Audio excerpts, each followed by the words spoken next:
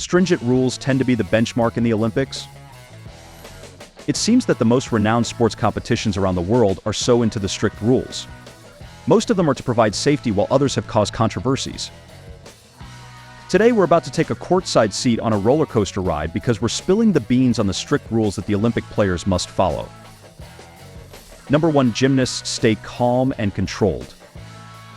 Ever wonder how the gymnastic players do their acts so effortlessly? The fact is that they have to. There is a rule in the competition that even when performing the hardest skills, you should be focused and stay calm. The performers exhibit marks of calmness during the performance. They are graded on the basis of their calmness during the act. The subtleness and control should persist until the end of the play. The more controlled they appear, the higher the scores will be. Therefore, even when the gymnasts fall or get injured during the play, they stay calm rather than reacting to it. Number 2. Waterproof makeup in artistic swimming. Artistic swimming is one of the most shining categories in the Olympics. Even though synchro swimmers make it look effortless, it is said to be one of the hardest sports. Can you imagine dancing under the water while holding your breath? That's what they do. In addition, they should follow some stringent rules in the competition, which include waterproof makeup. Waterproof makeup is a must in synchronized swimming. The makeup should stay in place until the end of the performance, so it has to be very bold and strong colors compared to nude colors. Some of the players use the chemical Aqua Seal, which is mixed with eyeliner, eyeshadow, primer, etc., to make it waterproof. Number 3. The amount of testosterone. It is known to everyone around the world that using steroids is strictly prohibited in the Olympics. But did you know that there is a threshold limit for the amount of testosterone for females who participate in triathletics? Yes, you heard it right. Female athletes with higher natural testosterone levels must lower those levels in order to be eligible to compete, the International Association of Athletics Federation said. In order to reduce the testosterone level, female athletes can take daily contraceptives that will biologically reduce the amount of testosterone secreted in the body. Otherwise, they can get a hormone-blocking shot once a month, or they can even have surgery to reduce their testosterone levels.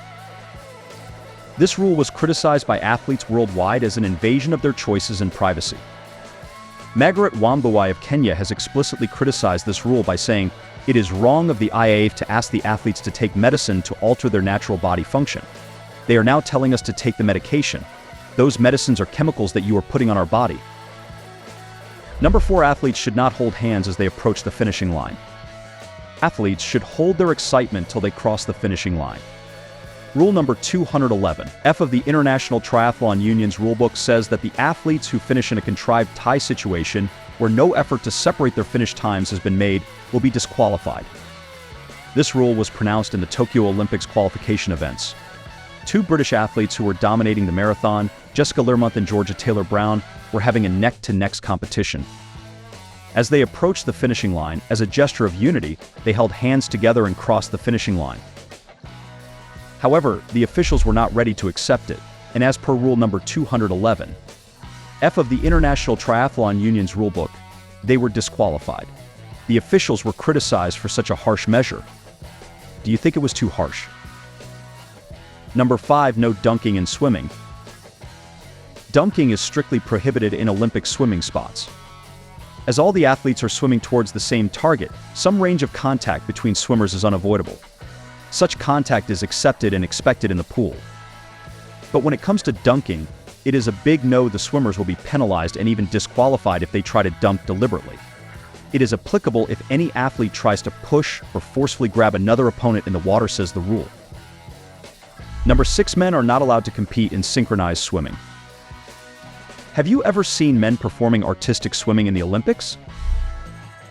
You won't. Men are banned from competing in synchronized swimming at the Olympics.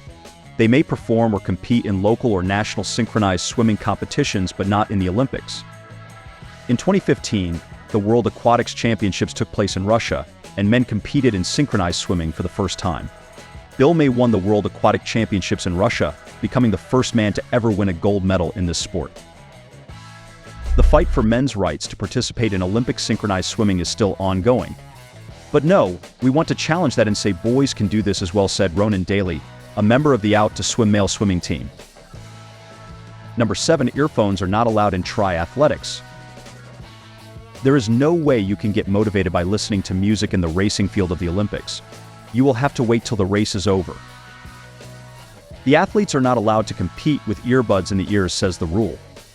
Thus, the coaches make sure that their athletes are not using earphones during the training sessions so as to confirm that they use the silence while running, cycling, etc.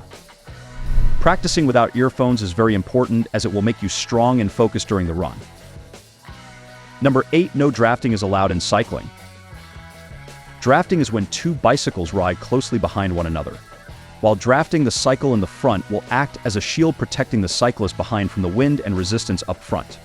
It will give the rider in the back an easy ride for a short period of time.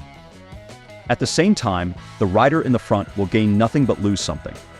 While the rider in front rides, the rider in the back will get an advantage in a competition. That is, he will get some energy to propel himself forward, which will eventually help him to pass the front rider. Thus, drafting is a big no in cycling as it is unfair to some of the players. It is suggested that the cyclist should imagine a rectangle around each rider that is 1 meter wide on each side and 7 meters wide in the back. You should only enter into one's box if you're actively passing them. Number 9, no obstructing. This rule applies to all the categories of triathletics. The rule says that the participants of the competition shall refrain from intentionally or accidentally blocking, charging, obstructing, or interfering with the forward progress of another participant.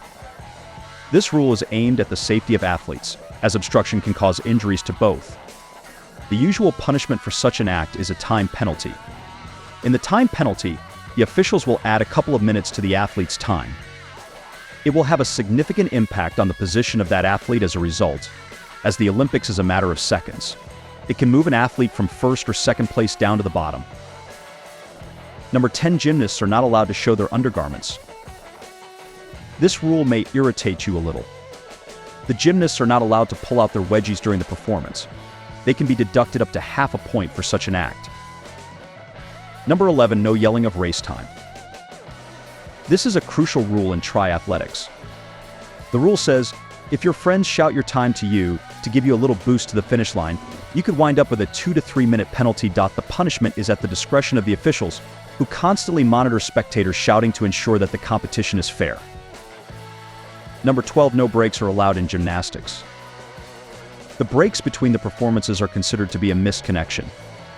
Any missed connections indicated by a stop, a step between moves, or an obvious loss of balance counts as a break, says the rule. It can lead to a reduction in the score. Along with that, taking a long pause before doing a skill is also considered a rule breaker. Rules are always considered to be followed. The controversy surrounding some stringent rules in the Olympics will be never-ending if the authorities are not willing to act smartly. It is high time that the Olympic rule book was improvised. Which rule did you find the strictest? Drop it in the comments below. Don't forget to like, subscribe, and hit that notification bell to keep up with all the curveballs we throw your way. Until we meet again,